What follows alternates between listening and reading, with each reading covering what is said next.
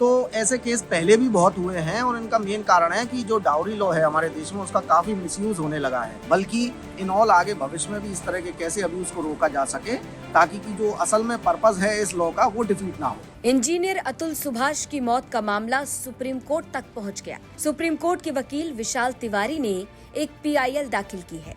इसमें मौजूदा कानून में संशोधन करने की मांग उठाई है।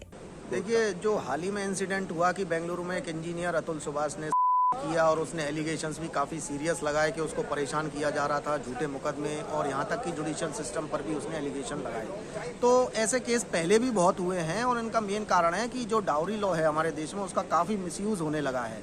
तो हमारी याचिका में यही फोकस किया गया है कि जो मिसयूज और अब्यूज़ है इसको रोका जाए। इसके लिए सुप्रीम कोर्ट द्वारा पहले ही Preeti Gupta versus state of Jharkhand और हाल ही में Achin Gupta versus state of Haryana में सरकार से यह रिक्वेस्ट भी की गई है और उनको ये निर्देशित भी किया गया है कि हरेसमेंट रोकने के लिए इसमें सुधार की बहुत ज़रूरत है मौजूदा कानून में, जो किया जाए। लेकिन सरकार द्वारा अभी तक कोई भी ऐसा इफेक्टिव कदम नहीं उठाया गया। तो पहली प्रेयर हमारी यही है कि उन दोनों जजमेंट्स की पालना हो और सरकार कुछ स्टेप उठाए। दूसरा, एक एक्सपर्ट कमेटी कॉन्स्टिट्यूट की जाए retired under the chairmanship of retired supreme court जज, जो कि उस जो मौजूदा कानून है, डोमेस्टिक वायलेंस एक्ट है, डाउरी लॉज हैं, उनको एक तरह से रिवाइव करे और रिफॉर्म करने के लिए कि इसका अब्यूज़ कैसे रोका जा सकता है उसके लिए सजेस्ट करे।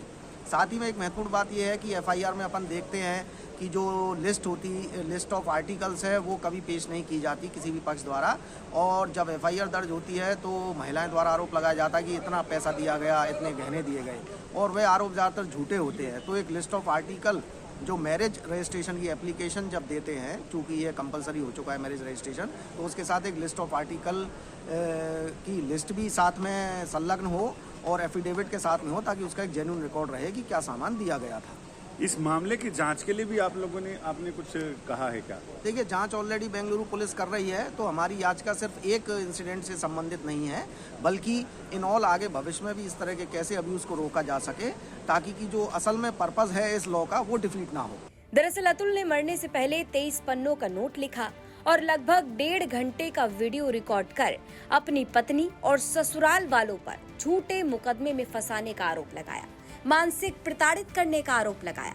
सुप्रीम कोर्ट के वकील विशाल तिवारी ने सॉफ्टवेयर इंजीनियर अतुल सुभाष की मौत के मामले में दहेज उत्पीड़न, घरेलू हिंसा के मौजूदा कानून में संशोधन करने की मांग वाली याचिका सुप्रीम कोर्ट में दाखिल की है।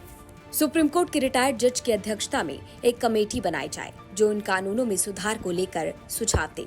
शादी के दौरान जो गिफ्ट या पैसा दिया जाए उसका मैरिज रजिस्ट्रेशन के दौरान रिकॉर्ड में जिक्र किया जाए। पति और उसके परिवार के सदस्यों का उत्पीड़न रोकने पर विचार किया जाए और उसे कानून में लागू किया जाए। अब सुप्रीम कोर्ट के वकील विशाल तिवारी ने याचिका में मांग की है कि सुप्रीम कोर्ट के रिटायर्ड जज वकीलों की एक विशेष समिति गठित करने का निर्देश दिया जाए जो कानून में ऐसा संशोधन करे जिससे पति और उसके परिवार के खिलाफ उत्पीड़न को रोका जा सके। आपको बता दें कि बिहार के समस्तीपुर के अतुल सुभाष और जौनपुर की निकिता सिंघानिया की शादी साल 2019 में हुई।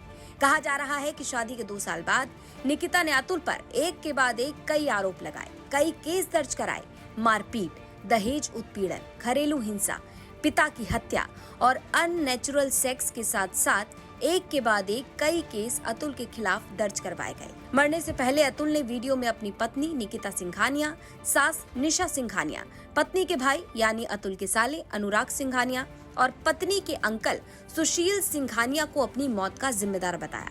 आखिरी वीडियो में अतुल ने जौनपुर की जज पर भी आरोप लगाए और कानून में पुरुषों की अनदेखी की बात कही, जिसके बाद अब याचिका सुप्रीम कोर्ट में डाली गई है। दिल्ली से संजय शर्मा के साथ ब्यूरो रिपोर्ट यूपी तक।